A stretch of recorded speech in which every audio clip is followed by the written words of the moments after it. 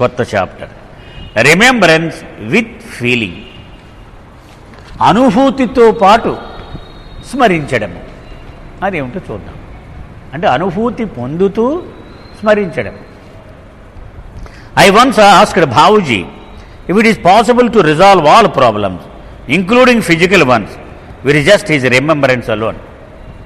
ఒకసారి భావు కల్చరీ గారిని మాట్లాడుతూ ఉన్నప్పుడు ఒకసారి అడిగాను నేను,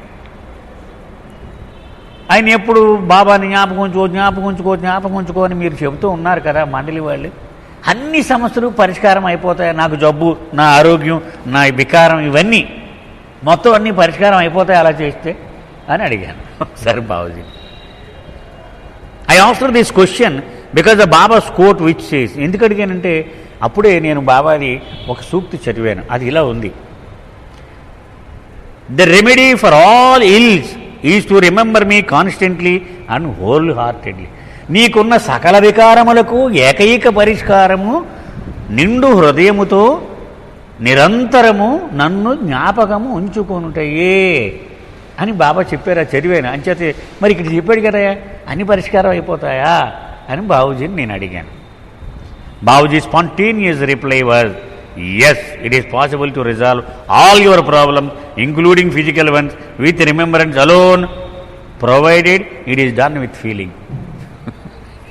అప్పుడు బాబుజీ చెప్పాడు, అందులో ఏమాత్రమూ అనుమానము లేదు, నీ భౌతికమైన సమస్యలతో పాటు అన్ని రకములైన సమస్యలు ఆయన స్మరణతో సమసిపోగలవు.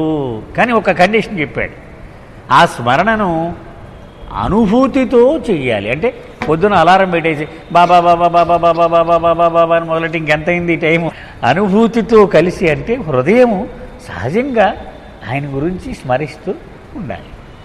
అంటే యాంత్రికము అది లాభం లేదు.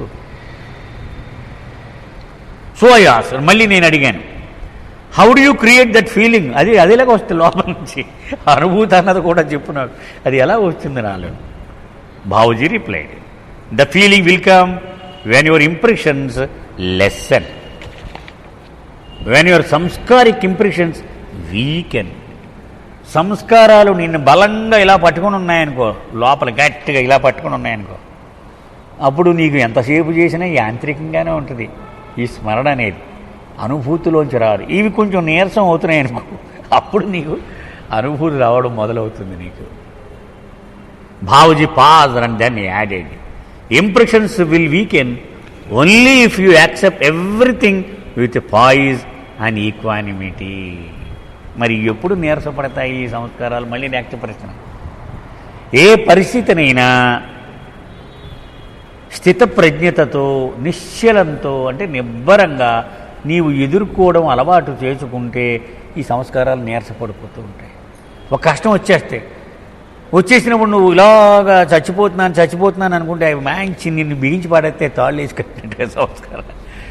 వస్తే రాని అనుకుంటే ఏ లాభం లేదురా వీడి మన మాట వింటలేదు అనుకో, అవి ఆటోమేటిక్గా నీరసపడిపోతాయి.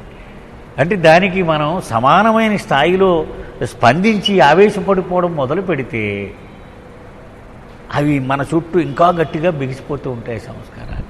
అలా కాకుండా మనం కనుక పట్టించుకోకుండా సరే ఆయన ఇష్టం అని మనం స్వీకరించగలిగితే ఆ వాటి పట్టు సడలిపోతుంది. If you accept everything without complaint as his will, then impressions will weaken. ఏది జరిగినా సరే మై విష్లో ఉంది కదా, బాబా నా మంచి కోసమే నన్ను ఈ పరిస్థితిలో ఉంచాడు అని అనుకోగలిగితే సంస్కారాలు నీరసం అయిపోతాయి. In order to do the you have to remember him every moment, remember him constantly. దీనికి బాగా సులువైన దారి జ్ఞాపకం ఉంచుకుంటూ పోగా ఏమి లేదా మా బాబా చెప్పిన ప్రకారం ఏంటంటే, మన మనస్సు మన అరిషడ్ వర్గాలకి చాలా ఫ్రెండ్షిప్, కొన్ని లక్షలాది సంవత్సరాలుగా ఫ్రెండ్షిప్ ఉండిపోయింది. సో ఒక కుర్రాడు ఉన్నాడు అనుకుందాం, అని చదువుకు మనం ఒక చోట హాస్టల్లో పెడితే వాడి చెత్త ఫ్రెండ్స్ అందరూ చేరి శుభ్రంగా వీళ్ళందరూ పిచ్చాపాటి మాట్లాడుకొని చదువుకోనివ్వకుండా చేసేస్తున్నారు అనుకోండి, తండ్రి బాధపడిపోతాడు. సో వాడికి గనక చదువు మీద ధ్యాస మళ్ళీ తర్వాత మాట్లాడుకున్నారా, తర్వాత చూస్తున్నారా, ముందు చదువుకోవాలంటే ఓ 10 నిమిషాలు చూస్తారు, ఇది లాభం లేదరా మన పోదాం పదండి అని వాళ్ళు వెళ్ళిపోతారు ఆటోమేటిక్గా. సో వీడికి ధ్యాస ఒక్కసారి బాబా మీద ఆ రిమెంబరెన్స్ వస్తే అవన్నీ న్యాచురల్ ఎగ్జిట్ అన్నారు బాబా. అంటే సహజంగానే వెళ్ళిపోతాయి అవి, పట్టించుకోవట్లేదు, మనకేం ఉపయోగం లేదు, ఇంకోటి దగ్గర చూసుకుందాం, లాభం లేదు, వేస్ట్ వీడి. పుస్తకాల పురుగు అంటే మనం హాస్టల్లో ఉన్నవాళ్ళు తెలుస్తుంది, ఈ పుస్తకాల పురుగు రాయడం మనతో మాట్లాడిన పదం అంటే వాడిని వదిలేస్తారు. ఇక వదిలేసి ఆయనతో ఇంకా ఫ్రెండ్షిప్ వచ్చేస్తే వాడికి ఇంకా అదే ఆనందిస్తూ ఉంటాడు.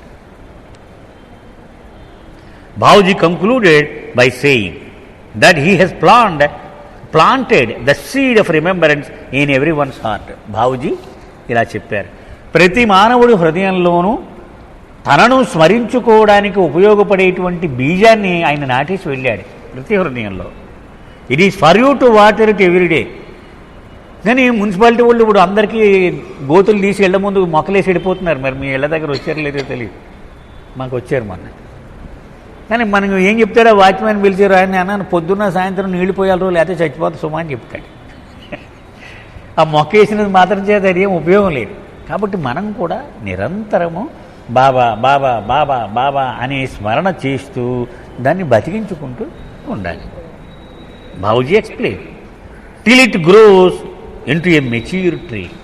ఎంతవరకు అది అవసరము, యాంత్రికంగానే మనం అలారం పెట్టుకున్నాం, ఏదో పెట్టుకుని జ్ఞాపం చేసుకోవాలి బాబా బాబా. మనం ఏం చేస్తాం, పొద్దున్న 7 గంటల ప్రేయరు, సాయంత్రం 7 గంటల ప్రేయరు, ఇవన్నీ మనం ఎందుకు పెట్టుకున్నాం, ఆయన మర్చిపోకుండా యాంత్రికంగా ఇవి జ్ఞాపకం చేస్తూ ఉంటాయి మనకి. ఓ 7 o'clock, మళ్ళీ 12 o'clock, ఏదో 5 o'clock, ఇలాగ. అలా నీళ్ళు ఎన్నాళ్ళు పోయాలి మీరు, పెద్ద చెట్టు అయిపోయిన తర్వాత నీళ్ళు పోయక్కర్లే, దాని వేళ్ళు శుభ్రంగా లోపలికి వెళ్ళిపోయి ఎంత నీరు కావాలంటే అంత నీరు తాగేయగలుగుతుంది ఆ చెట్టు. అప్పుడు అతి సహజంగానే నిరంతరాయంగా బాబా స్మరణకు వస్తూ ఉంటాడు. అప్పుడు ఇంకా ఈరోజు మన ప్రయత్నాలు అక్కర్లా. ధనపతిరావు నాయుడు గారు ఎప్పుడు చెప్తూ ఉండేవారండి, ఎప్పుడు బాబా ఆయనకి చెప్పారట, దేనితో లింక్ చేసుకోవాలి నువ్వు నా స్మరణ నిరంతరం సాగాలంటే నీ ఊపిరితోనే లింక్ చేసుకో. ఎందుకంటే ఊపిరి లేని క్షణం ఎప్పుడైనా ఉంటుందా నీకు? ఉండదు. లోపలికి పీలుస్తున్నప్పుడు బాబా బాబా బాబా బాబా బాబా అనుకుంటూ పీల్చి, బయటకు వదిలేస్తున్నప్పుడు బాబా బాబా బాబా బాబా బాబా అనుకుంటూ అలా ప్రాక్టీస్ చేస్తే ఇక నన్ను విడిచిపెట్టే అవకాశమే నీకు ఉండదు. ఎందుకని ఊపిరి లేకుండా ఎప్పుడు మనిషి ఉండడు. మిగిలినవన్నీ ఒక టైంలో మానేయచ్చు, ఓ టైంలో చేయొచ్చు. నేను ఊపిరి అంచేత ఊపిరితో లింక్ చేసుకో అని చెప్పారట ఆయన, ఎప్పుడు చెప్తూ ఉండేవారు. అది ఇక్కడ ఈయన చెప్పేది. సో ఎంతవరకు మనం దానికి దోహదం చెయ్యాలి, అది పరిపక్వత చెందిన ఒక పెద్ద మహావృక్షంలాగా అయిపోయిన తర్వాత మనం యాంత్రికమైన సాయం ఏం అక్కర్లా, అది నిరంతరంగా అలా సాగుతూ ఉంటుంది.